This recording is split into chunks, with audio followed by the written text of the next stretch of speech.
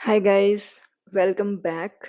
और आज हम कुछ प्रैक्टिस क्वेश्चंस करने वाले हैं। हम लोगों ने सी प्लस प्लस में काफ़ी सारे टॉपिक्स कवर कर लिए हैं, जैसे कि if else statement, data types, print statements, input output और ऑपरेटर्स के बारे में भी बात कर चुके हैं, लूप्स के बारे में कर चुके हैं, एरेज और पॉइंटर्स के बारे में भी कर चुके हैं और ऊप्स के कंसेप्ट भी कर चुके हैं।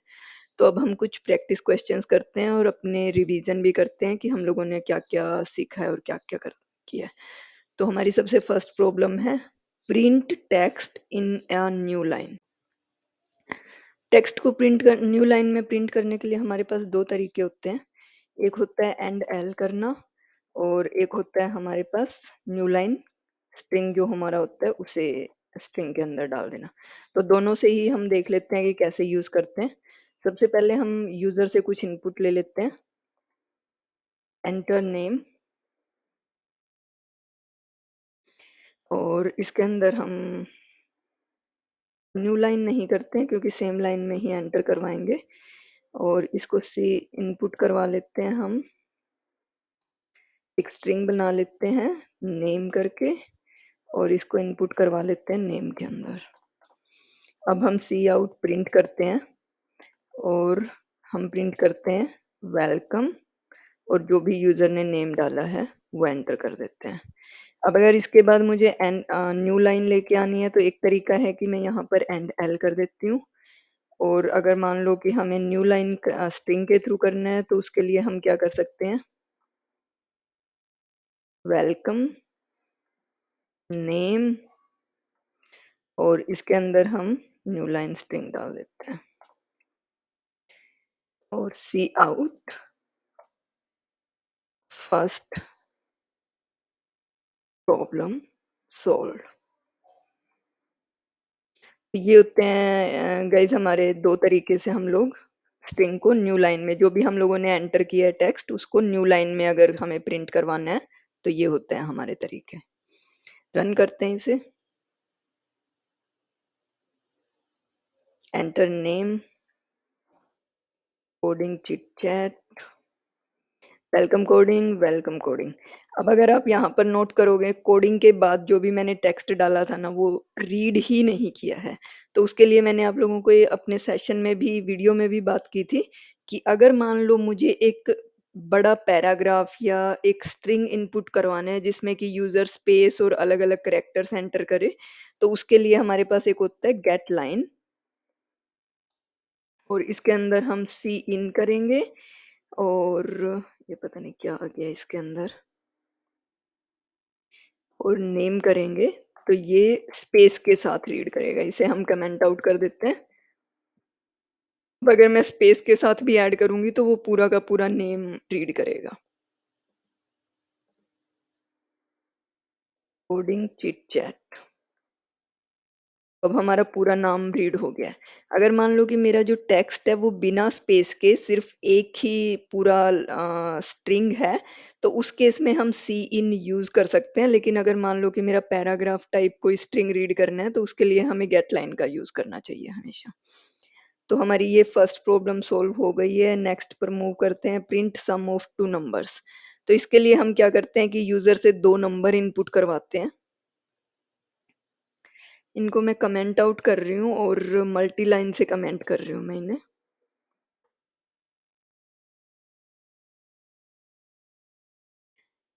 अगर आपको एक सिंगल लाइन कमेंट करनी है तो हम लोग ये एक ही लाइन के आगे बैकस्लैश लगा देंगे। लेकिन अगर हमारा मल्टी लाइन कमेंट है तो उसके लिए हमें ये बैकस्लैश स्टार और स्टार बैकस्लैश लगाना चाहिए। सेकंड प्रॉब्लम है हमारी, यूजर से कुछ इनपुट लेते हैं हम। सेम यही स्टेटमेंट कर लेते हैं हम और दो इनपुट वेरिएबल्स ले लेते हैं इंटीजर, num1 और num2। और यहाँ पर हम कर देते हैं एंटर num1 या नंबर ही लिख देते हैं, एंटर नंबर 1 और उसको इनपुट ले लेते हैं num1 के अंदर। और इसी तरीके से हम सेकंड इनपुट लेते हैं नंबर 2, इसको नंबर 2 के अंदर ले लेते हैं और सी आउट में हम कर देते हैं num1 प्लस num2 हमारी स्टेटमेंट यही है, print sum of two numbers. तो दो नंबर का सम हम प्लस ऑपरेटर को यूज करके कर सकते हैं। अगर ये तो जैसे मैंने इंटीजर नंबर लिए हैं, अगर आप चाहो इसके अंदर फ्लोट और डेसिमल नंबर भी ले सकते हो।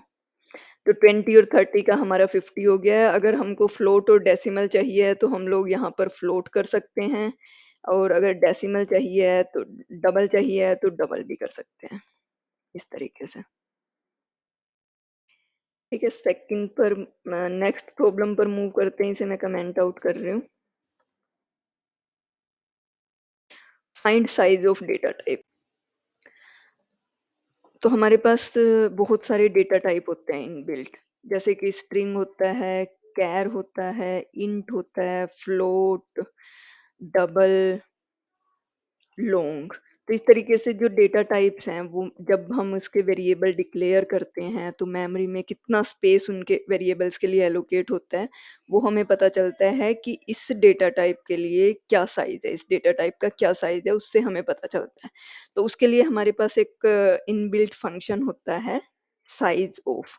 साइज ऑफ के अंदर मैं जो भी डेटा टाइप दूंगी ना, वो मुझे उस डेटा टाइप का मेमोरी, कितना मेमोरी एलोकेट हो रही है उस वेरिएबल डेटा टाइप के वेरिएबल को, वो बताएगा मुझे। तो हम सी आउट करते हैं और सबसे पहले स्ट्रिंग का लेते हैं, स्ट्रिंग साइज, और इसमें हम लिख देते हैं साइज ऑफ स्ट्रिंग, क्योंकि हमें स्ट्रिंग डेटा टाइप का ही लेना है। और ये जो है साइज ऑफ स्ट्रिंग, ये हमें एक न्यूमेरिकल वैल्यू देगा, जैसे कि इंटीजर के लिए 4 बाइट्स देगा, स्ट्रिंग के लिए 32 बाइट देगा, करेक्टर के लिए 1 बाइट देगा। तो ये न्यूमेरिक वैल्यू देगा, उसके साथ में मैं इसमें बाइट्स लगा देती हूँ ताकि हमें पता रहे कि ये बाइट्स में है। और न्यू लाइन भी मैंने दे दिया है। ये हो गया हमारे स्ट्रिंग के लिए। इसी तरीके से हम बाकी डेटा टाइप्स के लिए भी कर लेते हैं। फिर हो गया मेरा कैर और इंट, फ्लोट, इंटीजर में ही एक शॉर्ट भी होता है हमारा, और फिर होता है हमारा लॉन्ग। यहाँ पर हो गया कैर,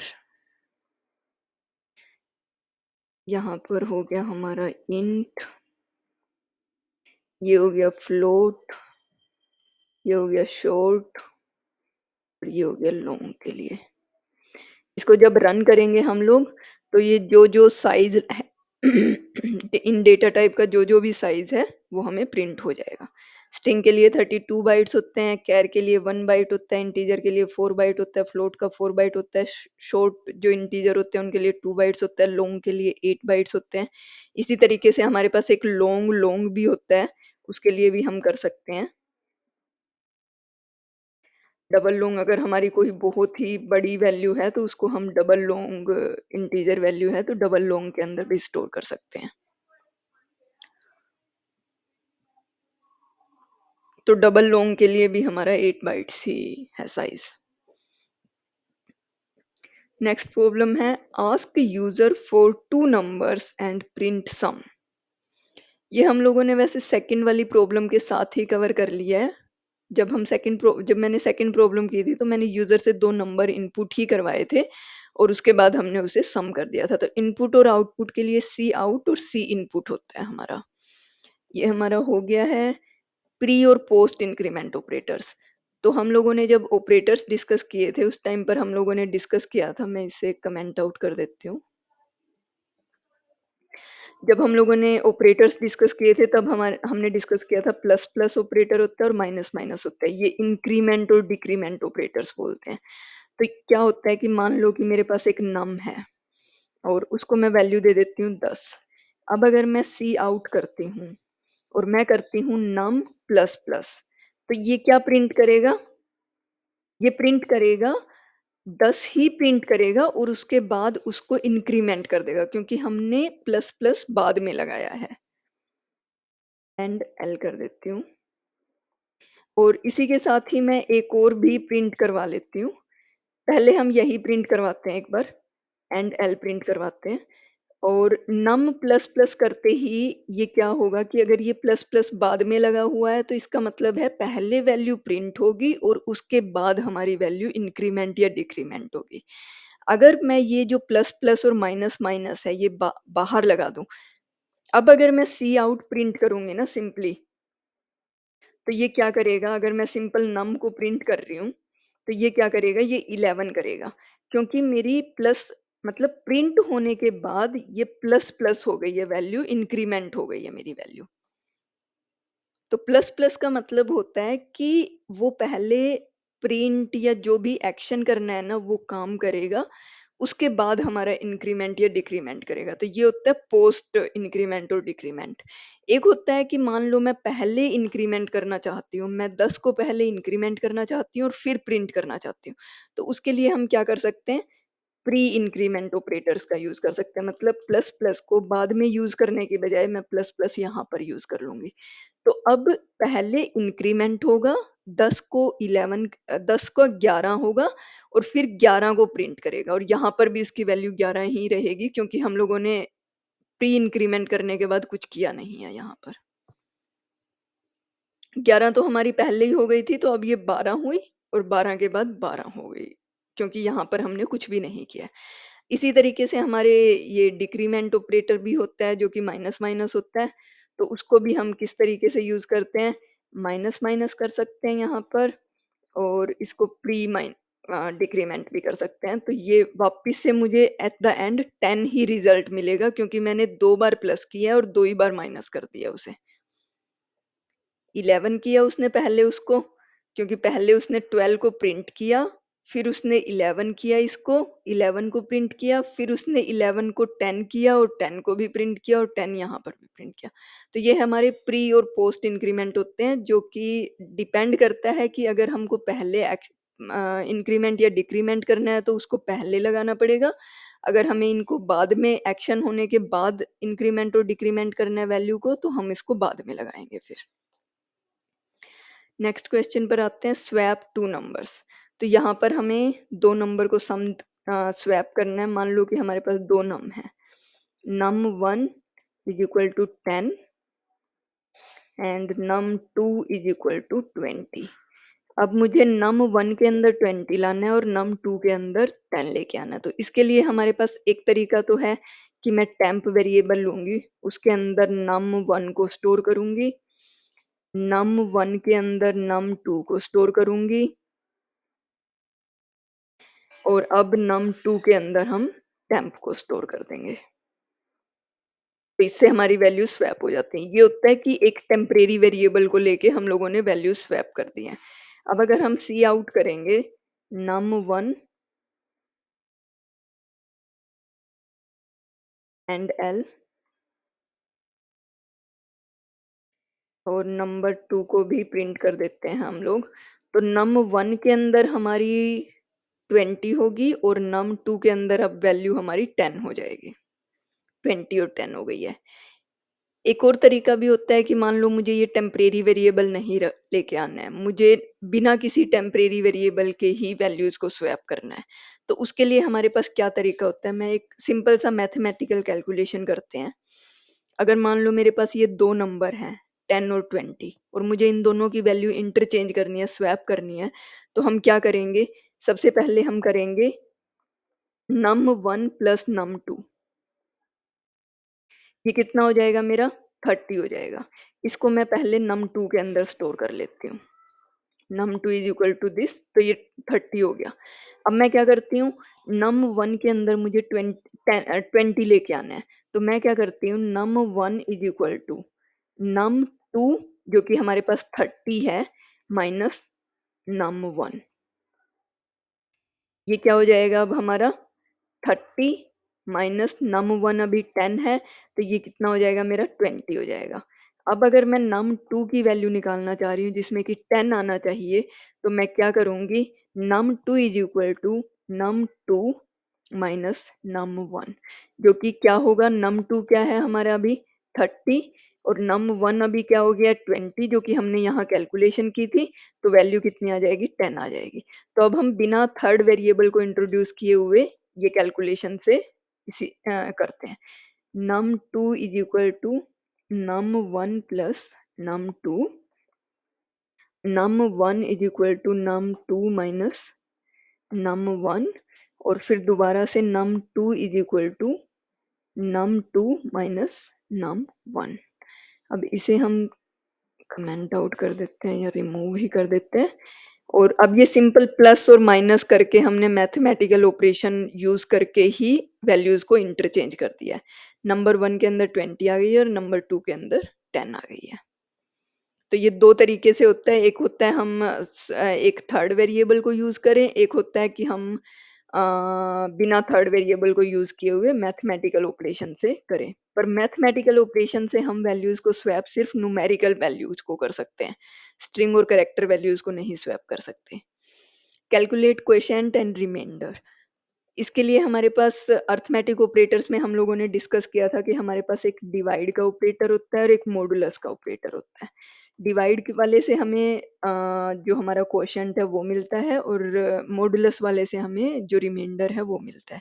तो मान लो कि मेरे पास दो नंबर हैं, num1 is equal to 30 and num2 is equal to 2 कर देती हूँ मैं। और अगर हमें इसका सबसे पहले रिमाइंडर करते हैं, डिवाइड का रिजल्ट देखते हैं सबसे पहले, num1 डिवाइड बाय num2, और लास्ट में एंड एल भी कर देते हैं ताकि न्यू लाइन में चला जाए। और यहाँ पर कंकैटिनेट ऑपरेशन दोबारा देते हैं, एक बार और कर देते हैं रिमाइंडर के लिए। इसके लिए हम मॉडुलस ऑपरेटर का यूज करेंगे।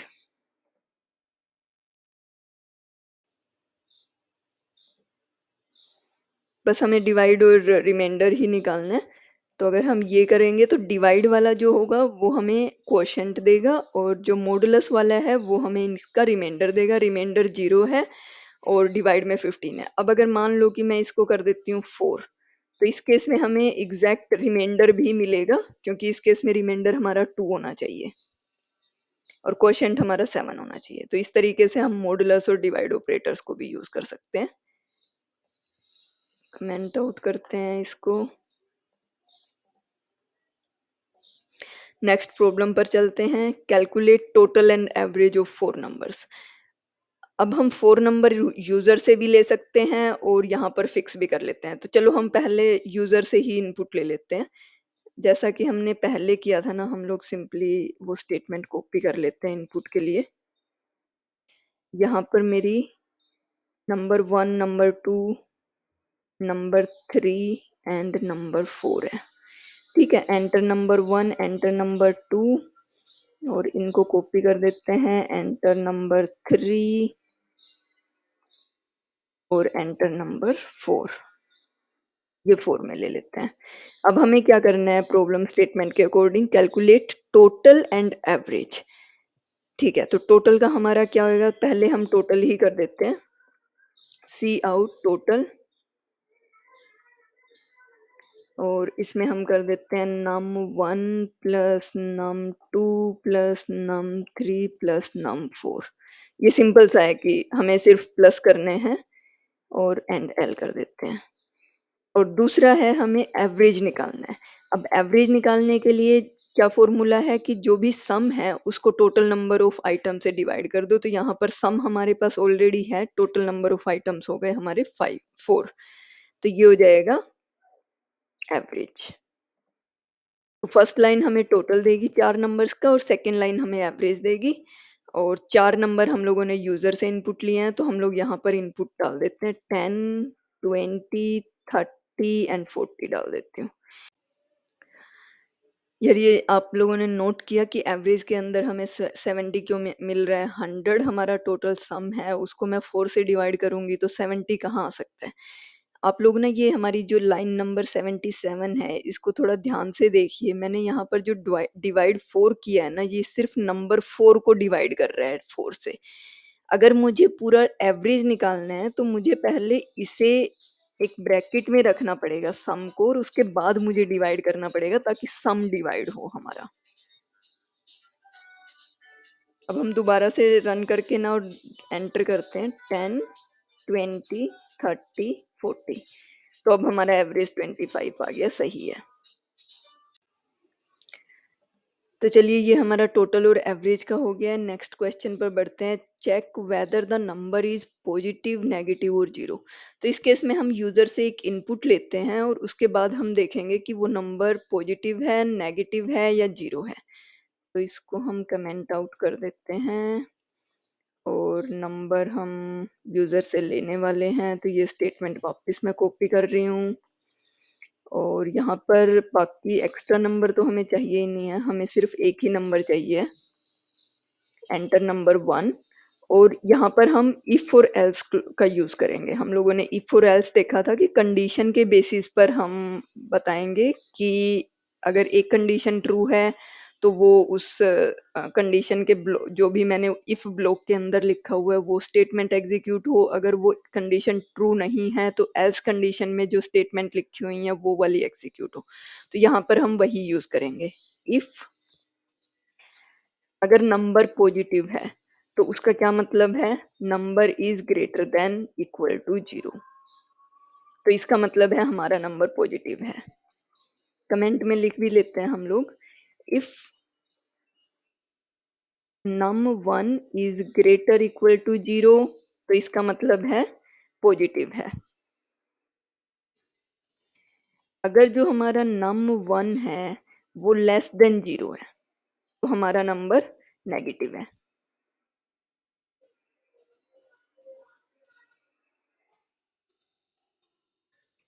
और अगर हमारा num is equal to zero है तो इसका मतलब जीरो है।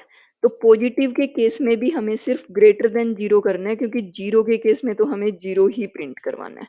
तो सबसे पहले जीरो से ही स्टार्ट कर लेते हैं। If number is equal to zero, C out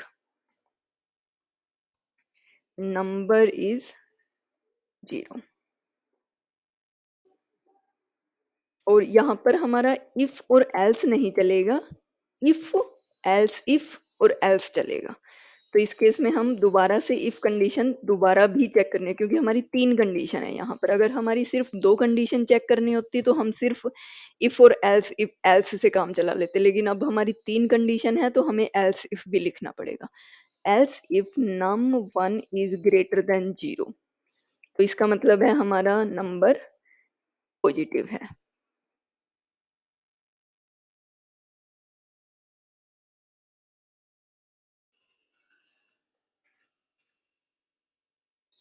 और लास्ट के केस में अदरवाइज हमारा नंबर नेगेटिव है। तो हमें सिर्फ यही तीन कंडीशन चेक करनी है, नंबर इज पॉजिटिव, नेगेटिव और जीरो। और लास्ट की जो हमारी स्टेटमेंट होगी वो हमारी इफ लगाने की जरूरत नहीं है हमें। एल्स के केस में हम सीधा सा प्रिंट करवा देते हैं, नंबर इज नेगेटिव।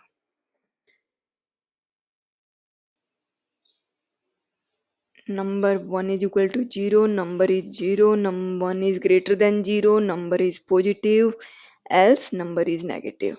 तो हम एंटर करते हैं 40, नंबर इज पॉजिटिव। दोबारा से रन करते हैं और नेगेटिव नंबर देते हैं, -20, नंबर इज नेगेटिव। और दोबारा से रन करते हैं और इस बार हम जीरो डाल देते हैं, number is zero. So guys that's all for today. Hope आप लोगों को ये सेशन अच्छा लगा होगा और आगे हम और प्रैक्टिस करने वाले हैं इफ एल्स और लूप्स के ऊपर, और प्रैक्टिस प्रॉब्लम्स के बारे में डिस्कस करेंगे। और अगर आप लोगों ने ये चैनल सब्सक्राइब नहीं किया है तो please do subscribe, like and share. Thank you.